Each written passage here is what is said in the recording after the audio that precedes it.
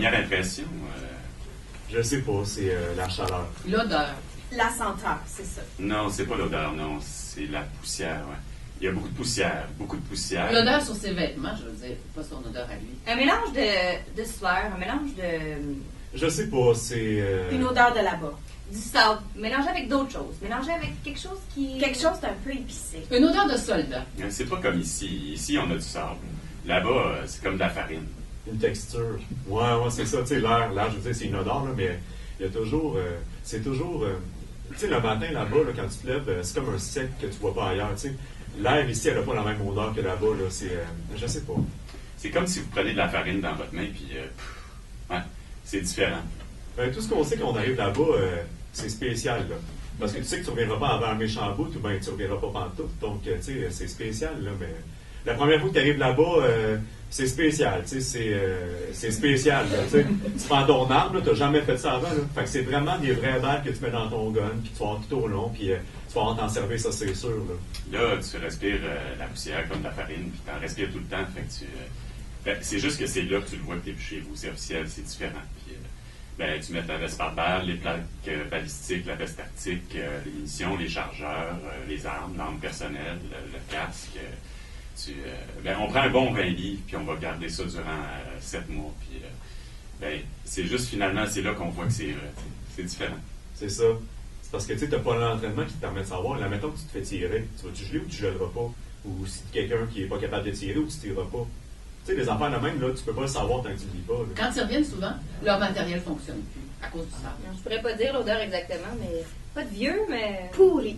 Pour moi, c'était pourri. Ça prend quelques lavages, oui. Quelques lavages avant de faire partir ce qui revient de là-bas. Je me souviens, en préparant son matériel, avant de le faire envoyer, il avait fait essayer le casque d'acier aux filles. Il avait dit, ça, c'est le matériel que papa va utiliser pour se protéger. Regardez, c'est solide. On est bien préparé. À Valcartier, c'est la première fois qu'on envoyait les troupes en combat. Faut dire qu'en 2007, il y avait réellement un enthousiasme. On a même fait une parade dans la rue de Québec, puis les gens étaient vraiment... On sentait la population derrière nous. Bon, il y allait en groupe, tu sais, la pression du groupe, là, l'esprit d'équipe était là. On sentait qu'on faisait partie de quelque chose d'important. On n'avait jamais été mis dans ces conditions-là devant réellement le danger de l'éventualité d'être sérieusement blessé. Donc, on était peut-être un peu innocent, on va dire, peut-être un peu ignorant des dangers réels, des conséquences. Sauf que pour moi, là, l'Afghanistan, c'était le summum de ce qu'on pourrait conduire en opération. Tu sais, c'est comme un pompier qui s'entraîne toute sa vie et qui ne va jamais sur un feu.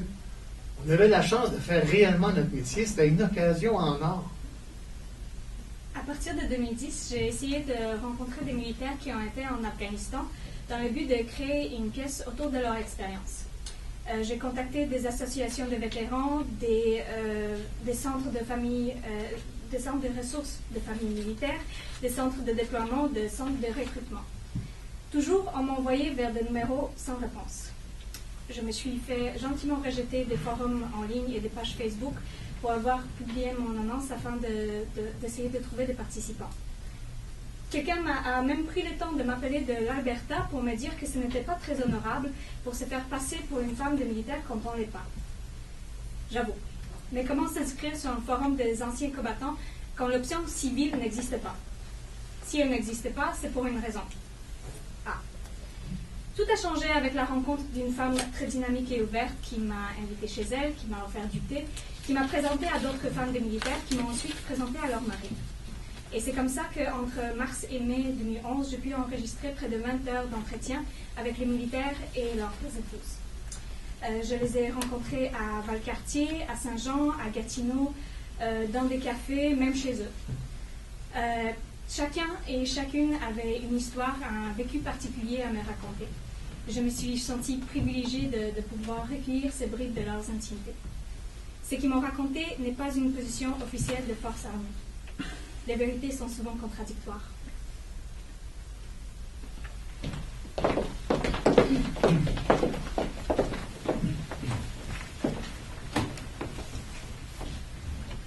Pourquoi je suis dans l'armée? Ben, c'est la bonne question, tu sais. Est-ce que je savais ça serait quoi être la femme de militaire? En fait, non, je dirais que non, parce que c'est quoi être femme de militaire? Moi, je viens d'un petit patelin qu'on appelle la Gaspésie, puis en 85, ça fait un bout de temps. Je me demandais ce que je vais faire de ma vie jusqu'à temps que je voyais une annonce à la TV qui disait « Engagez-vous ». Je j'étais allé voir. Tu sais, c'est à cause de l'environnement. Il n'y en a pas une expérience qui est similaire. Tu sais, tu peux rencontrer quelqu'un qui va te dire qu'elle est très heureuse, que tout va bien, que c'est génial. Tu vas parler à la voisine qui va te dire que c'est la pire expérience que j'ai vécue. Donc non, c'est pas.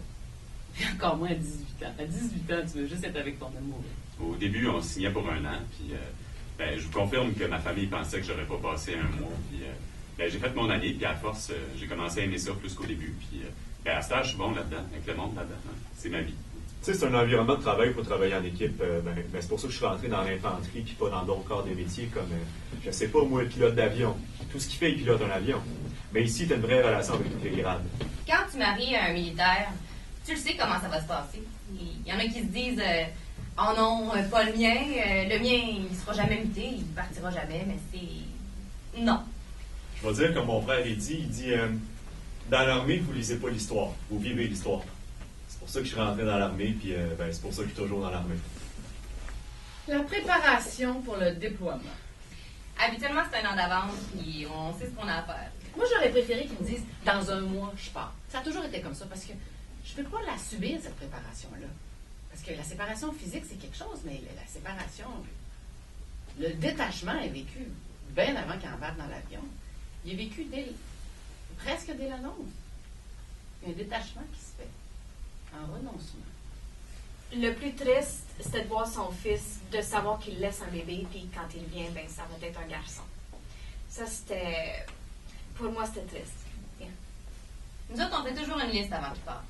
Et OK, c'est quoi que tu veux savoir, c'est quoi que tu veux pas savoir. Si quelqu'un meurt dans la famille, je te le dis-tu, je te le dis pas. Si mon père meurt, tu veux-tu le savoir? T'sais, parce que t'as pas le temps de revenir anyway, tu sais, t'auras pas le temps. S'il est malade, si une des enfants est malade, s'il arrive un accident, à partir de quel moment tu veux savoir, à partir de quel degré de gravité. Quand je me souviens, les dernières 48 heures ont été... Tu sais, à quelque part, tu vas en profiter, tu te dis, c'est mes derniers 2 jours. Puis en même temps, t'es comme...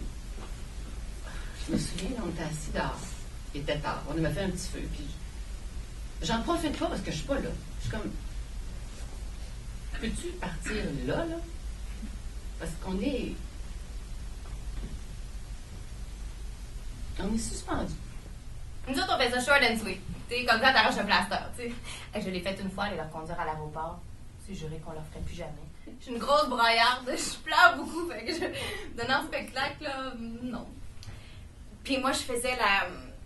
Ah, c'est quoi le mot? La dépression postpartum. Puis je venais juste de finir avec des psychologues, puis tout ça. Puis là, il me dit, honey, faut que j'aille en Afghanistan. Là, j'ai dit, oh non, je peux pas le faire. Mais je l'ai fait. Je l'ai fait. Puis j'ai pleuré, mais pas devant lui. Puis avec les filles, on se donne une journée, puis on braille. J'essaie de faire cette journée-là spéciale. T'sais. On fait toutes sortes de choses que d'habitude on n'a pas le droit de faire. On déjeune en mangeant du popcorn, puis en écoutant un film. On a le droit d'être malheureuse, de se dire qu'on s'en sortira jamais, puis tout ça. Là. Puis le lendemain, ben c'est comme... OK, it's over, là, fini de brailler. Ben oui, on a de la peine, mais à cette heure, on se prépare à son retour. Puis là, je fais du ménage. Il est parti, fait que je replace toutes les choses à ma façon. On enlève les bottes, toutes les caisses dans l'entrée, on tasse toutes les... on prend plus de place dans le garde-robe, tu sais, on s'installe, puis ouais, c'est peut-être ça qui... tu sais, l'adaptation, quand il revient, ben là, OK, là, on met les gogosses à leur place, on recommence à s'embarger dans les bottes dans l'entrée. Au début, c'était difficile. Mais à un moment donné, c'est comme... Wow! C'est comme... C'est presque comme si je voulais pas qu'elle vienne. Non, mais il faut dire que la vie continue. Là. Quand je suis allée leur conduire pour partir en Afghanistan, je suis allée faire mon épicerie après. Tu sais. Indépendante et autonome, ça prend. C'est 2 belles qualités chez les conjointes de militaires. Une affaire bien importante, c'est la routine. L'être humain, surtout le soldat, a besoin de ça. C'est pour ça qu'à tous les matins, on fait une parade. On a le timing. Lorsqu'on ramène un gars après un incident, moi, ma job, c'est de tout ramasser tout ce qui est munitions. À telle heure le réveil, après c'est les douches, 6h30 déjeuner, après c'est la parade. À telle heure, tu fais ton chiffre radio. À telle heure, c'est la patrouille. Puis pendant la patrouille, il faut absolument une pause à telle heure. Armes, explosifs, grenades, tout ramasser pour pas qu'on perde cet équipement-là parce que, lui, ce gars-là, il revient plus. À 4 heures, c'est le briefing. Tous les jours à 4 heures, je compte mon monde. On jouait aux cartes en haut sur le toit, tu sais, puis à un moment donné, t'entendais, ça tirait, OK, boys, clac, clac, on était sur le toit. 2 minutes tard, OK, c'est beau, c'est calme. On enlève nos casques, on retourne jouer aux cartes. À un moment donné, t'entends ils sont donc bien tannants, ok boys, on prenait nos guns, on tirait, puis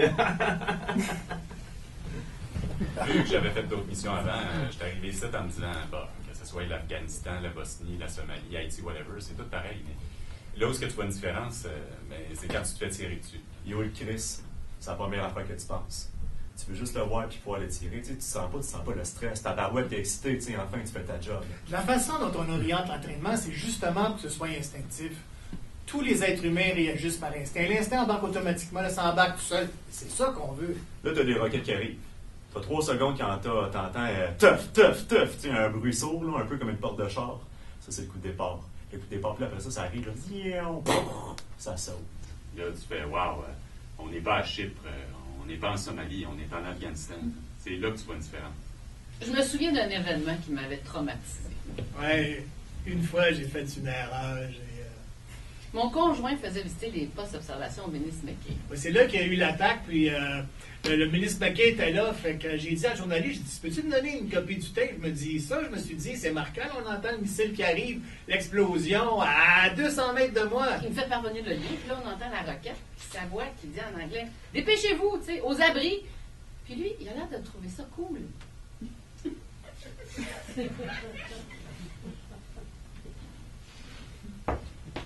Il m'envoie ça en disant, regarde ça, ma blonde, il est arrivé quelque chose. Moi, j'étais en état de choc. Je me dis, mais qu'est-ce que c'est ça, là? Qu'est-ce que c'est? Puis, ouais, c'est vrai. Là, tu vois que c'est pas une partie de plaisir. En même temps, lui a l'air de dire, c'est cool. Il commande en mission, en opération pendant qu'ils sont en vraie guerre, ce que pas beaucoup de monde peuvent faire. Fait qu'il est excité comme un enfant. Fait que je me dis, ce qui va arriver, va arriver.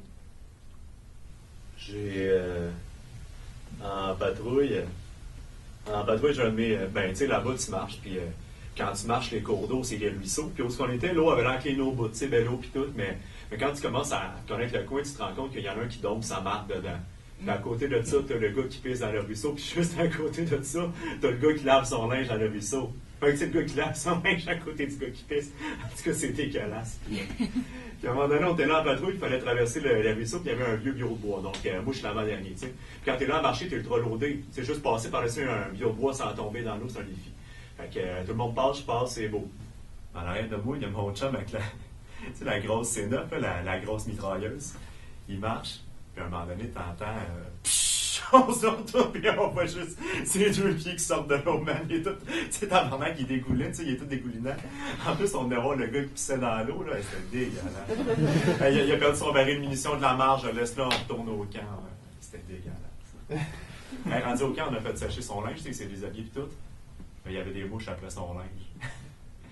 C'était dégueulasse, ça, c'est que c'était dégueulasse.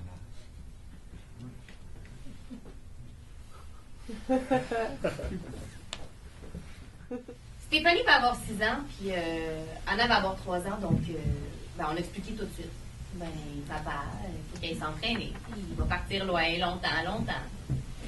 On expliquait c'était où, quel genre de travail il va faire, qu'il s'en va à la guerre, là-bas. Oh oui. Nous autres, contrairement à ce que plusieurs pensent, puis plusieurs refusent de faire, nous, oui, il s'en va... essayer d'empêcher les méchants pour pas que les autres ils viennent ici un jour. Puis on fait ça aussi sur leur terrain pour libérer le peuple qui est opprimé là. Donc papa s'en va là-bas pour essayer d'arrêter les méchants qui veulent empêcher les enfants puis les femmes d'aller à l'école, des trucs comme ça. On essaie, même s'ils sont jeunes, on essaie le plus possible d'éduquer tout de suite. Puis d'expliquer les vraies choses. T'sais. Les enfants comprennent plus qu'on pense, hein, tu sais. Puis, veux pas, aujourd'hui, si t'essaies de cacher quelque chose, il va toujours avoir quelqu'un d'autre pour le dire, hein. Fait que, tu sais, faut qu'elle puisse répondre. Si quelqu'un, mettons, dit ton père est parti tuer ton père, c'est un meurtrier. Tu sais, rien qu'un enfant ou quelqu'un d'autre peut dire ça à ma fille, là. Ben moi, je vais leur expliquer c'est quoi. Puis, c'est que dans le groupe de soutien où Stéphanie va, il n'y avait pas le droit de dire que leur père était à la guerre. Donc, leur père, c'était pas des soldats. Leur père, c'était des policiers habillés en soldats. Moi, j'ai perdu ma coche parce que je m'excuse, mais c'est pas vrai que... Hey, tu sais, ma fille, elle s'est fait dire, t'as pas le droit de dire qu'il est à la guerre. J'ai contacté le responsable, j'ai dit, je peux-tu comprendre?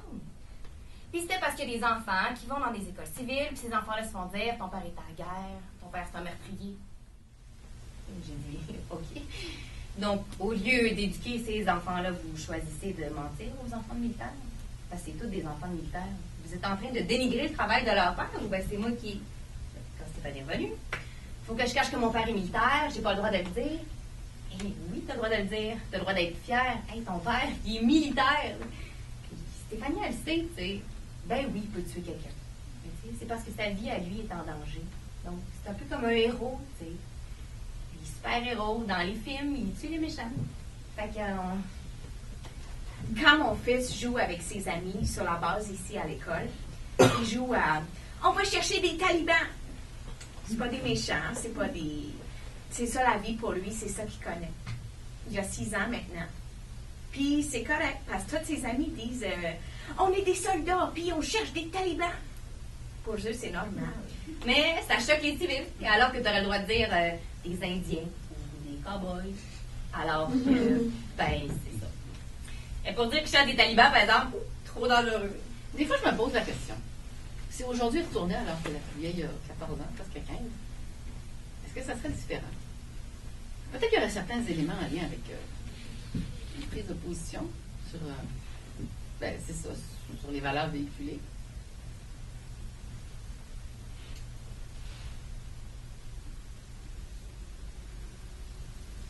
J'étais sur une base avancée, puis vers 2 heures du matin, on s'est fait réveiller comme quoi il y avait un incident. Il y avait un véhicule qui avait sauté sur un IED, puis qu'on avait un jeune qui était blessé.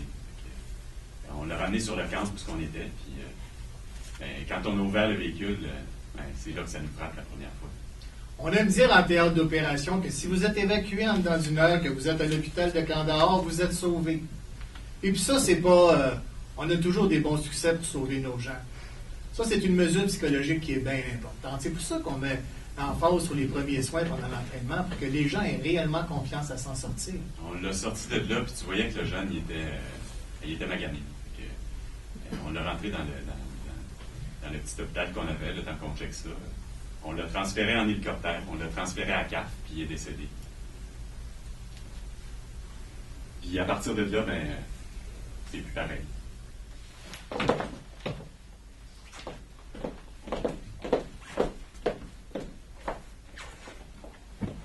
Les vacances de Noël, Ben, c'était... ça s'est bien passé. Pas eu trop de problèmes d'adaptation. Pas trop de flashbacks. Il a préféré d'être en Afghanistan à Noël. C'était le commandant. De toute façon. Il était hors de question que je prenne congé. À partir du moment qu'il part, C'est probablement la chose la plus utile que j'ai faite. Moi, avant qu'il rentre, j'envoie toujours une liste. La famille s'est bien organisée, là. On va repartir, faut pas déranger ça. Le jeu préféré de Stéphanie, le livre préféré d'Anna. Tout le monde est gentil, c'est bizarre. Anna, là, elle commence à parler, donc c'est quoi ces nouveaux mots? Les militaires, on marche sur des œufs. J'envoie toujours ça une semaine. Puis la veille, je fais une mise à jour. On devait trouver le cadeau plus niaiseux qu'on pouvait. Fait que je peux pas vraiment dire que j'étais vraiment là. J'ai ramené une poupée gonflable à un de mes chums. En ayant toute l'information, tu peux mieux gérer. Tu sais, là, une à 20$, c'est une ballonne. On a fait un vrai dîner de Noël, puis c'était... Un coup gonflé, les gars, ils ont niaisé avec. C'était réellement marquant. Je pense qu'on a ri pendant un bon 2 jours. Tout le monde ensemble, l'esprit d'équipe. Jusqu'à temps qu'elle pète. Je pense que c'est l'affaire la plus utile que j'ai faite à Kandahar. La seule chose que j'ai comme... Ben non, mais tu sais, une poupée dégueulasse de même, là, tu peux pas rien faire avec ça, là, c'était juste du niaisage, là, c'était juste pour rire dans le fond. Pendant ces vacances, j'ai tombé enceinte. Le gars qui m'avait pigé, il avait oublié, fait qu'il me dit mon frère m'envoie une boîte de films de cul, tu peux t'en prendre 2 là-dedans. L'affaire la plus utile que j'ai faite. Je lui dis ok, c'est bien correct.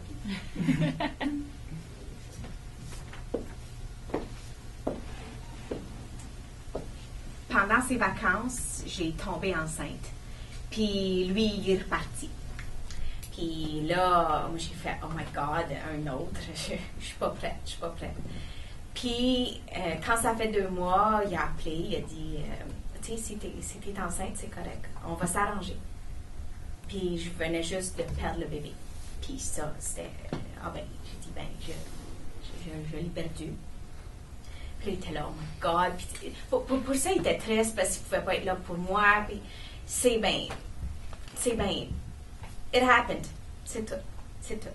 So, moi, je suis correct avec ça. Lui, il pensait qu'il était comme responsable. Il pensait que c'était le stress, mais j'ai dit, mais non, c'est juste, ça arrive comme ça, puis c'est correct. J'ai un autre enfant, c'est correct. c'est très injuste. Non, c'est drôle à dire, mais je pense pour moi, J'avais besoin à vivre ça toute seule. Juste parce que je pouvais pleurer, je pouvais... sans penser à lui, là. Puis quand mon fils est endormi, je peux être Shannon, pas mommy, pas wife. Je fais ce que je veux, tu sais. Si je veux pleurer, si je veux parler à ma mère pour quelques heures à la fois, je le fais. Souvent, quand j'appelais, mon fils ne voulait pas me parler. Ma femme, il demandait, ton père est au téléphone, tu veux-tu y parler? Non, je ne veux pas y parler. Puis, ma femme, elle me disait que c'était sa façon à lui de me montrer que ça faisait pas son affaire, que j'étais parti là-bas, puis qu'il m'en veut pas. Puis, mon gars a fait ça une couple de mois pendant que j'étais parti là-bas. Tu sais, tu reviens d'école avec les enfants, il est arrivé quelque chose de drôle. Tu racontes ça à ta mère arrive, puis là, tu veux le raconter à ton chum, mais quand tu lui dis ça 3 jours plus tard, c'est plus drôle pantoute. Ça perd, ça diminue en importance. Tous les petits moments, tu les perds. Tu te dis, ça ne reviendra pas. Puis quand on est au téléphone, tu voudrais aller à l'essentiel, mais en même temps, tu es comme figé. Moi, à la fin, j'aurais préféré qu'on se parle plus. J'aurais préféré qu'on communique juste par courriel parce que ça me décevait. Je me disais, j'aurais dû lui dire ça, j'aurais donc dû lui dire ça. Puis en même temps, t'es contente quand t'entends sa voix. On a arrêté de parler. J'aime ça tout savoir. Je vais être au courant de toute l'information. Tu peux mieux gérer. J'aime mieux gérer l'information que gérer l'imagination. C'est pas que je voulais pas savoir, c'est que je voulais pas mettre toutes mes pensées sur ça. Fait comme ça, j'ai arrêté les nouvelles, j'ai arrêté les journaux. J'étais, OK, on fait la vie, c'est pas juste lui. Et juste très ingrat aussi parce que le focus est mis sur le militaire. Ah, c'est sûr que les forces armées ont des beaux discours sur la famille, sur tout ça, mais quelque part, j'en doute parfois. Il y a des moments où tu te dis, c'est vrai, c'est très injuste. Moi, là, j'ai réalisé que à chaque fois que j'arrive à quelque chose, il y a un déménagement qui me pend au bout du nez. Le soir, je me couche dans le lit, là, puis je fais ça. Ah! J'ai pris toute la place! Tu sais, ça, c'est comme wow! Tu sais, c'est comme excitant un peu. On part cet été pour Québec. Ça va être notre 11e déménagement. Puis oui, je me révolte un peu. Puis oui, je trouve ça un peu plat. Mais je me dis, est-ce que je le veux encore? J'ai la possibilité d'arrêter. C'est presque comme si je voulais pas qu'elle vienne. Parce que j'étais tellement habituée à ma vie comme ça, puis mon fils, puis c'était nous. Et finalement, je passe par-dessus. Tant qu'il y a des avantages, on veut continuer.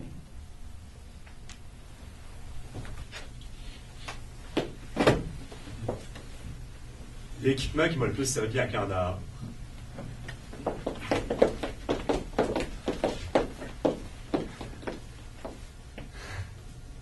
Mon lighter. Hey, tu peux m'en hostie là, quand t'es là-bas. Là. Tu sais, quand t'as rien à faire ou t'es sur le chiffre de Hopi, là, c'est une cigarette après l'autre. Tu sais, quand on se fait attaquer dans le truck, là, ouais, t'es stressé au bout, toi, tu sors pas de là.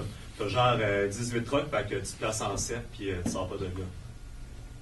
Admettons que tu te promènes, exemple, dans un lit de rivière, une rivière asséchante, t'es là, puis il y a un autre truc qui a sauté. Ben là, il faut le couvrir parce que tu te fais tirer du mortier. Là. Fait que là, pour le couvrir, pour pouvoir aller le tower puis chercher les blessés dedans, ben, tu te places en 7 puis tu couvres. Ouais. Tu sors pas de là. Tu fumes. Tu fumes jusqu'à temps que ça passe. 18 heures de temps qu'on s'est fait tirer dessus. 18 heures avant que ça passe et qu'on puisse s'en aller. Après un incident, il faut nettoyer les véhicules. Je ne sais pas si vous savez, mais il y a beaucoup de choses dans le véhicule qui restent là. Puis il faut tout ramasser avant d'envoyer ça outre-mer pour l'investigation. Puis souvent, quand on ramasse des morceaux d'armes fondues, il reste encore des morceaux de peau. Puis on n'est pas préparé à ça. On sait que ça peut nous arriver, mais on ne peut pas. Puis quand plus que tu montes en rang, plus que tu es attitré à ce genre de tâches-là. Puis je souhaite ça à personne. Alors, tes chums viennent te voir, tout le monde braille. T'as un parfait soldat, il est en parfaite santé mentale, il est top shape, c'est un de tes meilleurs, puis il braille pas comme un pied. Quand il y a un décès sur place, il y a un line down. Toutes les communications, que ce soit télévision, radio, n'importe quoi, l'Internet, le téléphone, tout est arrêté. Ça, c'est pour donner le temps au supérieur d'avertir la famille. J'avais dit à ma femme, elle ne prendra pas ça par la télévision. Quand tu perds un ami, souvent, c'est toi qui es désigné pour vider sa chambre. Quand tu rentres dans sa chambre, que tu ramasses ses photos, son linge, que tu mets ça dans sa petite boîte d'effets personnels, tu essaies de comprendre pourquoi il est allé là, pourquoi il a fait ça, pourquoi lui, puis pas moi. Tu te dis, là, en ce moment, il y a quelqu'un qui va l'annoncer à son père, à sa mère. Ça, là, tu n'as pas d'entraînement pour ça.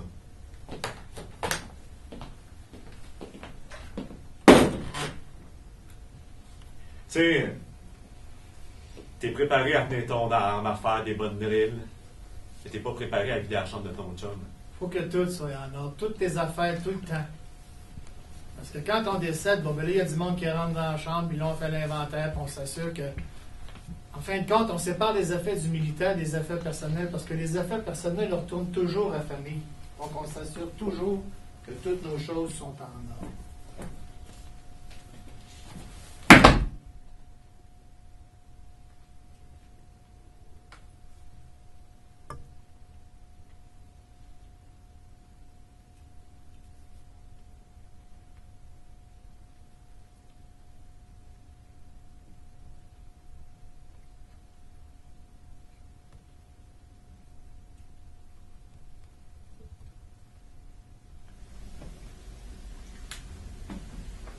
Toutes les semaines, ma femme m'a envoyé un paquet, une boîte.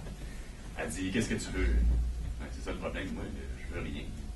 Ah, des chips. Fait qu'elle m'envoie des chips, puis des chips. À un moment donné, t'arrêtes avec les chips. Elle m'a envoyé des jujubes. Pas des jujubes, il fait trop chaud ici, là, dans le transit, elles fondent toutes. Puis j'ai trouvé des petits chats. Fait que j'ai dit, envoie-moi de la nourriture à chat.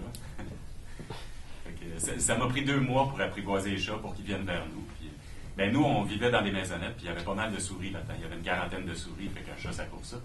Mais le chat, il prenait la souris une fois qu'elle était passée dans le trappe. Fait que le chat, il se promenait avec la souris déjà dans le trappe. Fait que ça, puis, à un moment donné, il est venu un chien. Fait que les chats sont partis. Fait que 2 mois à entraîner les chats, arrive un chien, plus de chat. Mais ça valait la peine. Jimmy, notre chien, il était devenu... il était gros, hein. Mais il défendait les Canadiens parce qu'on le nourrissait. Puis à un moment donné, on n'avait plus le droit d'avoir un chien à cause des maladies puis tout. Puis j'ai lu dans le journal qu'il y a un fermier en Ontario qui a su qu'on ne pouvait pas garder le chien. Fait qu'il a payé pour le ramener au Canada, il le met en quarantaine. Il dit, j'ai une ferme. Il dit, il va vivre sur ma ferme. Il dit ce chien-là, il a servi les forces canadiennes. Il dit, maintenant, c'est moi qui vais s'en occuper. Il dit. Fait que ce chien-là, il y a toute une histoire.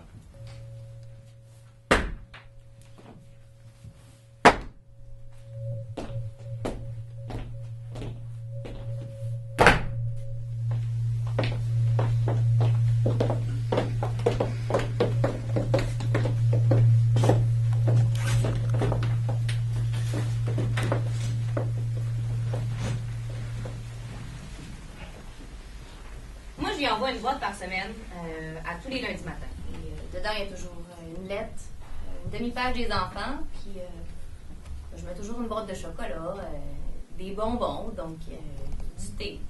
Puis, des fois aussi, ça peut être des choses que lui me demande, comme du grouillot, parce qu'apparemment, le déjeuner là-bas, il n'est pas terrible, fait que, ben ok, je vais t'envoyer du grouillot. On avait un arbre en cèdre en devant de la maison. Puis moi, j'avais tout mis des rubans jaunes, un pour chaque jour qui était parti. Puis à la fin, c'était tout plein de rubans. Oui, j'ai marqué chaque jour. Puis je pouvais le regarder puis dire oui, chaque jour, j'ai fait un jour. C'était pour moi juste un visuel de la promesse que je peux, l'espoir. Puis pour laisser savoir à tout le monde que oui, on vit ça, mais c'est correct. On est correct. Et puis mon fils a adoré ça aussi. C'était l'arbre à papa. Quand je me levais le matin, je me disais, c'est correct. Pendant que je dormais, ben, lui était actif, donc quand je me levais, c'est OK. Parce que lui, il a 7 heures de plus que moi. Milieu d'après-midi, il va être à veille d'aller souper puis faire sa soirée. Il n'a pas eu rien, pas de mauvaises nouvelles. Je veux dire que c'est correct. Passer une belle journée. Donc, j'envoie du grouillot, de la gomme, plusieurs différentes choses en même temps dans la boîte. J'ai eu besoin, c'était la première fois que j'avais besoin de parler avec des femmes qui vivaient la même situation que moi. Alors, on était peut-être 7-8. On se voyait une fois par mois pour un petit souper au resto. On jasait de tout et de rien, de la mission, aussi nos enfants, ce qu'ils faisaient, tout ça. Juste pour changer un peu d'air. Puis pour échanger nos idées. Ben moi, j'avais une amie civile qui m'a cogné sa porte. Puis qui m'a dit, hey, tu sais quoi? J'ai dit quoi? Elle dit, on vit la même vie maintenant. J'ai dit, ah? Oui, elle dit, parce que mon mari est parti au Brésil pour une semaine. C'est pareil comme toi. Hey, c'est pareil ça, hein? Pareil. Ça, c'est wow. Hey, ben, merci.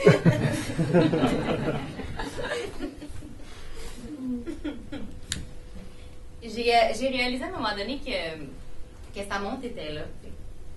Il l'avait laissée dans un tiroir dans la chambre, puis elle sonne à 8 h du matin. Ben, moi, je trouvais ça le fun quand je l'entendais. J'ai dit, c'est comme s'il était encore à la maison. T'sais. J'entendais le pipi. Ça me rappelait le temps qui passe, qu'il va être encore là-bas, puis qu'il va revenir à un moment donné, remettre sa montre. Mon retour d'Afghanistan, ça s'est passé place Laurier à Québec, dans le parking extérieur. Je débarque de la voiture, je vois mon petit bonhomme de 3 ans, puis il y a quelqu'un un peu plus loin, un truck de gravel, une affaire de même, puis le panneau a fermé. Je me suis retrouvé, mon petit en dessous de moi, presque en dessous du char. Ma femme m'a crié, qu'est-ce que tu fais là? On se rapporte à la Première, Deuxième Guerre mondiale. Les soldats qu'on envoyait là-bas, ils prenaient en bateau, il y avait le temps de décompresser. Nous autres, en dedans de 8 heures, on a notre bébé dans les bras. La première chose que mon fils a dit à son père, c'est Who are you? Puis là, mon mari qui dit Oh my God, il parle. Je dis Ben oui, il parle. Puis après, c'était il me connaît pas. J'ai dit Ben, c'est un vrai garçon maintenant. Je joue avec. Il faut remettre la switch à on. T'as ton arme dans les mains, 8 heures plus tard, t'as ton bébé dans les bras. Le plus dur, c'est de prendre une vie normale. Ben, revenir à une routine, recommencer ta job, un poste administratif. Personne ne va mourir. Là. Le plus dur, pas pogner nerf après le monde, ça va, tout ce hey, là-bas, c'est le fun, tout le monde se tasse sur le côté. Tu sais, les enfants, ta femme, c'est go. Là, tu reviens ici, là, tout le monde te coupe. Si quelqu'un m'aurait coupé le même en Afghanistan, là, c'est un coup de savon, sac ton camp de là. Et là, tu peux pas rien faire. Fait que... T'es tellement proche entre boys qu'il y en a que, quand ils sont avec leur femme, c'est dur que ça soit la même relation. Je pense que c'est ça le plus dur. Moi, c'est ça, puis tu es rentré dans la tête qu'il n'y a plus de danger. Moi, ma femme, elle m'a dit, chérie, t'es beaucoup plus violent. Au début, j'avais de la difficulté à être entouré de beaucoup de monde. J'étais mal à l'aise, mais pas plus que ça. Je donnais un coup de poing sur la table pour que les enfants finissent leur assiette. C'était vraiment pour moi, ça. C'est bizarre de voir ton gun sur toi. Tu sais, habituellement, tu remballes la base sur la douche, tu as tout le temps ton gun avec toi. Fait que les premières fois que tu vas au restaurant, Chris, il est où mon gun? Tu te retournes, le style, il n'est pas là. Ils n'ont pas mangé. Bang, c'était un coup de poing sur la table. Ma femme, elle me ramassait à bord. Chérie, calme-toi. Souvent, je vais être encore là-bas. Souvent, je suis encore là-bas. Quand je me lève le matin, je sais que j'étais encore là-bas. Je ne sais pas qu'est-ce que je faisais ou ce que j'étais, mais je sais que j'étais encore là-bas. Puis, ma femme, elle me l'a dit. Probablement, j'ai tout arraché les draps dans le lit. C'était un moton. Mais sinon, là, je fonctionnais là. Hein. C'est juste des petits détails. Je n'ai jamais senti le besoin d'en parler. Là-bas, j'ai pris des décisions qui ont tué des gens. Je suis parfaitement conscient de ça. Là. Je suis capable de vivre avec ça. Je l'ai fait pour des raisons très précises. C'était pour sauver la vie des Canadiens et des Afghans qui travaillaient avec moi. Mais je n'ai pas besoin de parler de ça à ma famille ou mon entourage ou de ma femme. Mes frères ont essayé de me poser des questions. Comment c'était?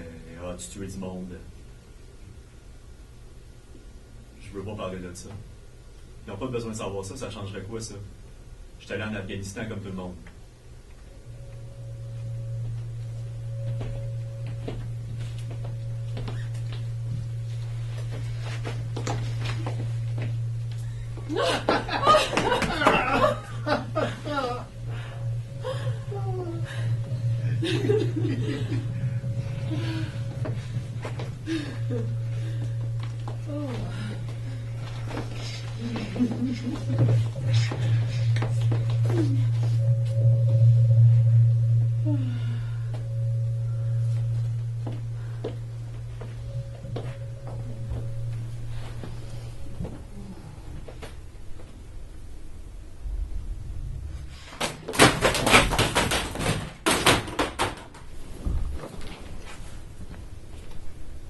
Deux gars.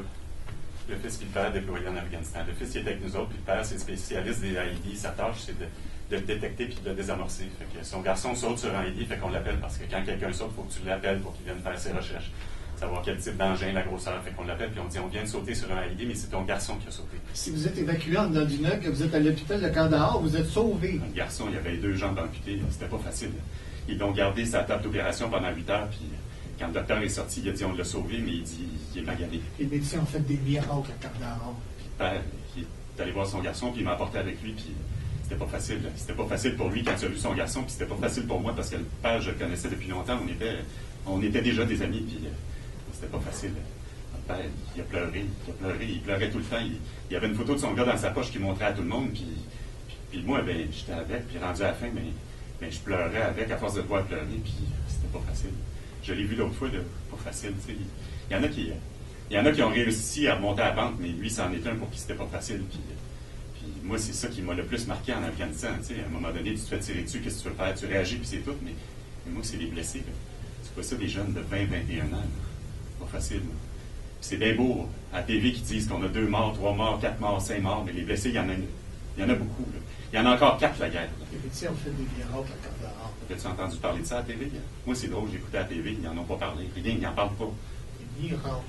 Puis après 9 mois qu'on est là-bas, là, on va peut-être ramasser 40 blessés, 50 blessés. C'est une réalité. C'est une réalité d'arriver ici le matin, puis le gars à côté de toi, il y a une prothèse où il manque un œil. On a un ici, il manque un œil. Vous savez, les blessures physiques, malgré la gravité de certaines blessures physiques, je pense qu'on est capable de gérer ça. Des gars dans des béquilles, des gars dans des chaises roulantes. On sait comment s'en occuper. Puis il faut s'habituer à ça parce que c'est pas fini. Réellement, c'est juste que... Il meurt, tu ramasses son équipement, ses vêtements, puis ben, c'est parti. C'est juste qu'une fois, j'ai eu... Mais les blessés, il faut que tu t'en occupes, tu sais. Une fois, j'ai eu un cas où j'ai eu une patrouille qui suivait un véhicule, puis le véhicule a explosé. On n'a pas réalisé, c'est que j'avais un sous-officier qui suivait le véhicule, puis il a vu toutes les pièces du véhicule tomber autour de lui. Tu t'occupes des gars qui ont tellement eu peur qu'ils veulent plus y retourner. Leur mère, ils veulent rentrer chez eux. Ils appellent leur mère, « Man, je suis plus capable. » Tu t'occupes de tout ce monde-là, tu sais. Cette fois-là, j'aurais dû, comme commandant d'unité, mettre des limites à jusqu'où il pouvait aller, puis je ne l'ai pas fait. Puis ça, c'est pas facile. On est plus familier avec la façon de gérer les blessures physiques qu'avec la façon de gérer les blessures psychologiques. On n'a pas été formés, nous autres, les superviseurs, pour gérer ça. Un des hommes qui avait sous sa responsabilité, lorsqu'il est revenu, s'est enlevé la vie. S'est suicidé. Quand lui a su ça, ça l'a mis à l'envers. Ça l'a mis à l'envers pendant plusieurs jours de savoir que cette personne-là s'était suicidée. Mais c'était quelqu'un qui avait des problèmes avec son ex-conjoint, puis d'autres choses aussi. Là. Mais c'est pas uniquement l'Afghanistan qui l'avait fait poser ce geste-là. Mais probablement qu'il y avait un débalancement, parce que ça s'est fait très peu de temps après son retour.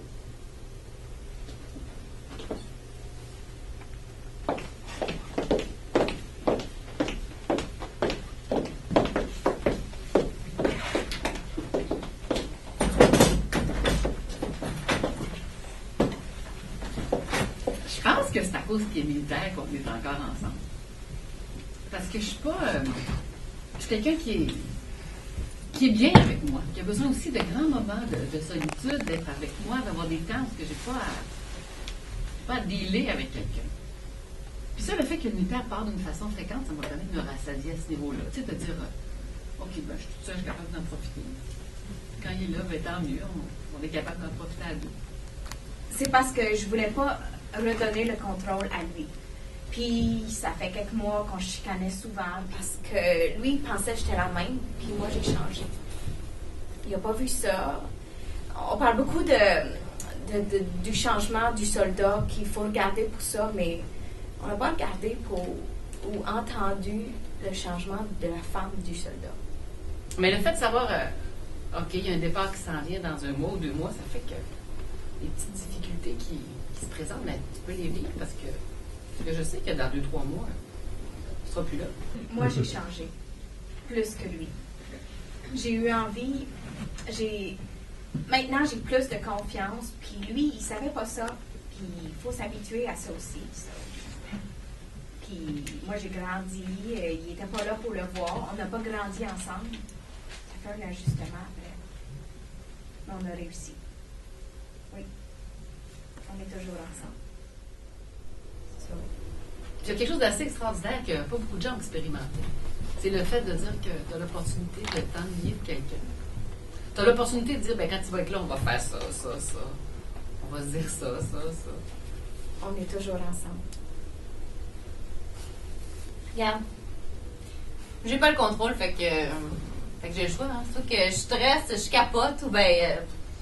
Non, moi j'aime mieux. Tu sais, j'ai la confiance que je m'inquiète pas. Ça changera rien. Ça changera pas l'issue. Je pense que c'est à cause du fait que t'es militaire qu'on est encore ensemble.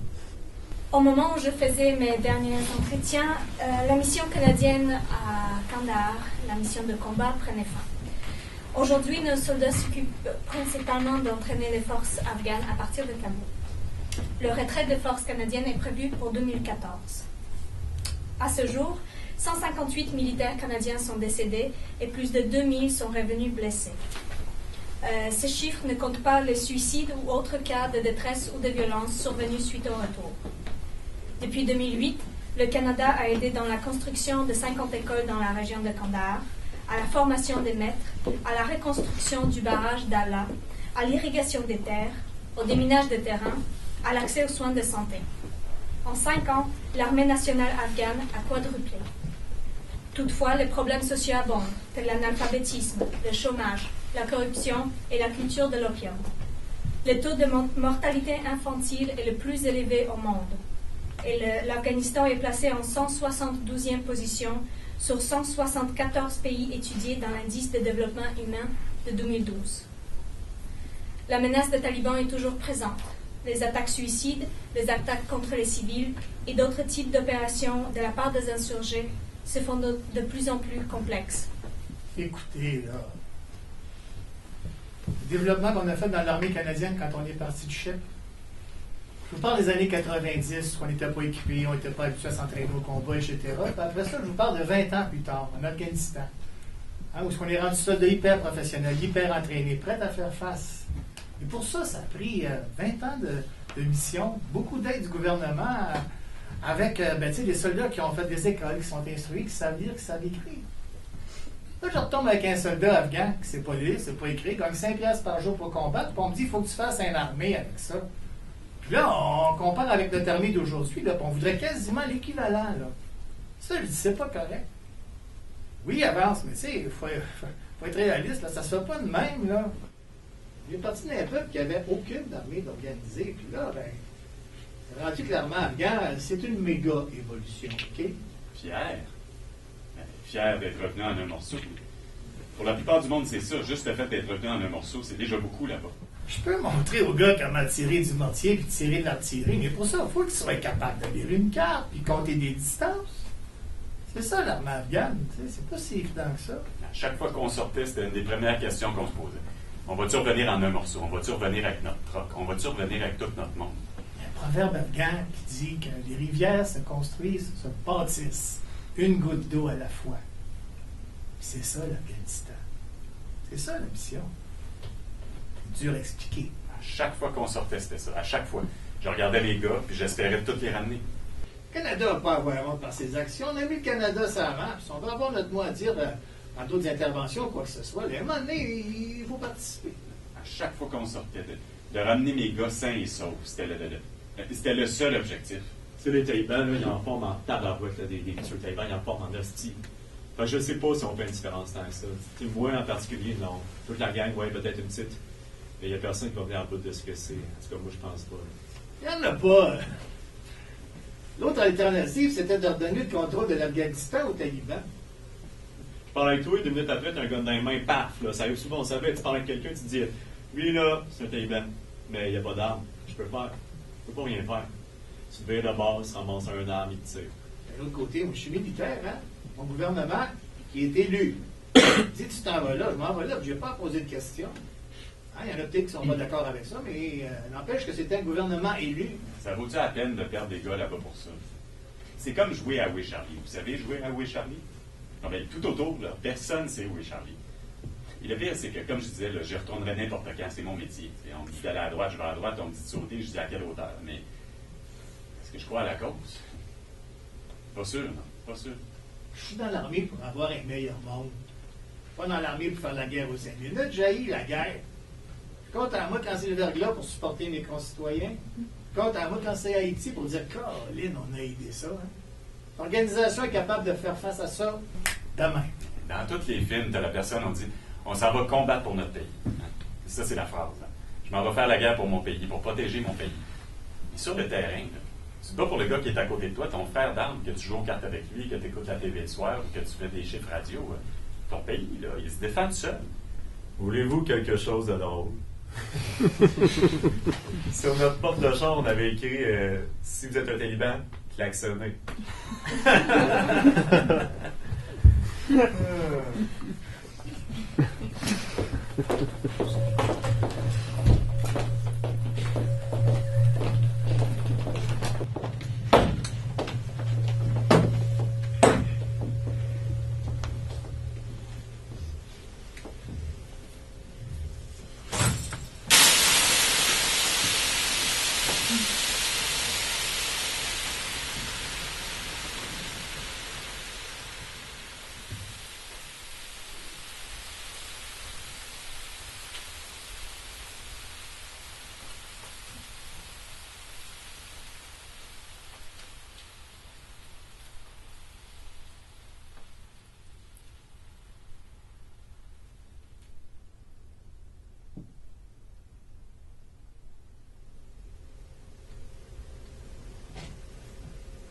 Dans un certain sens, c'est le fun.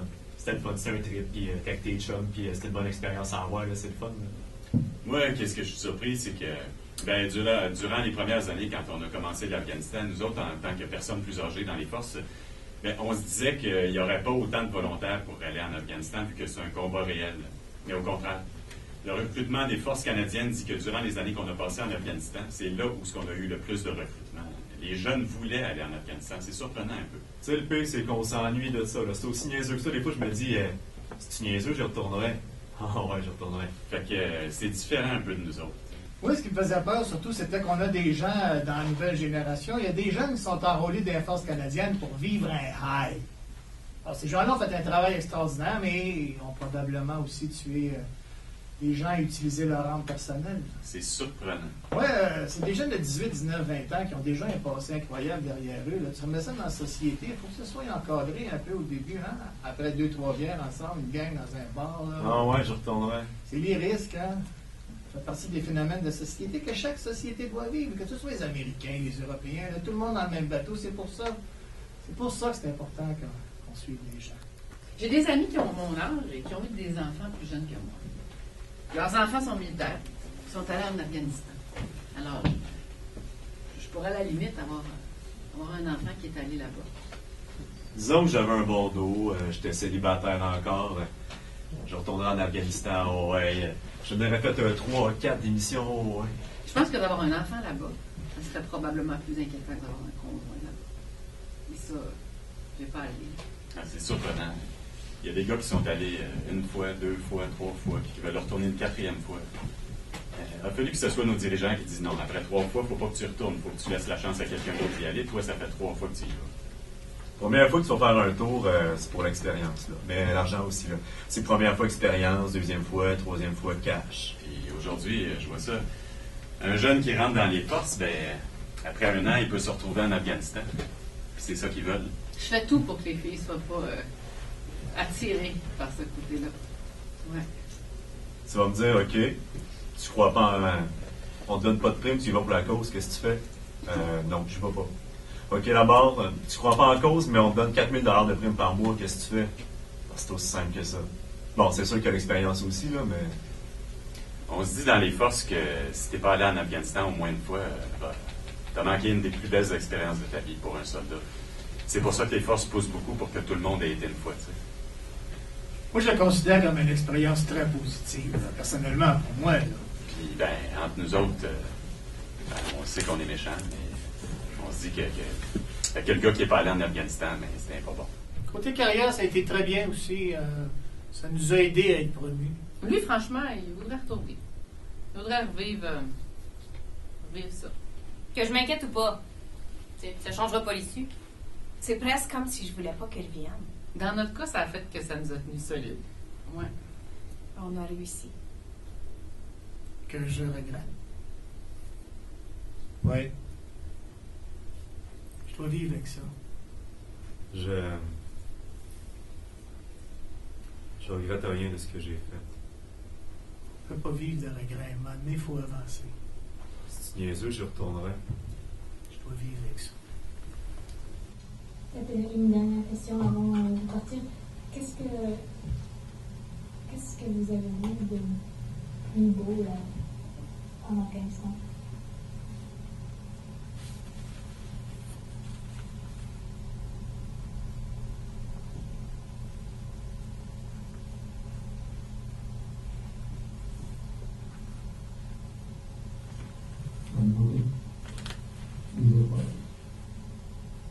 Bonsoir, Chantal. C'est pas possible. Merci.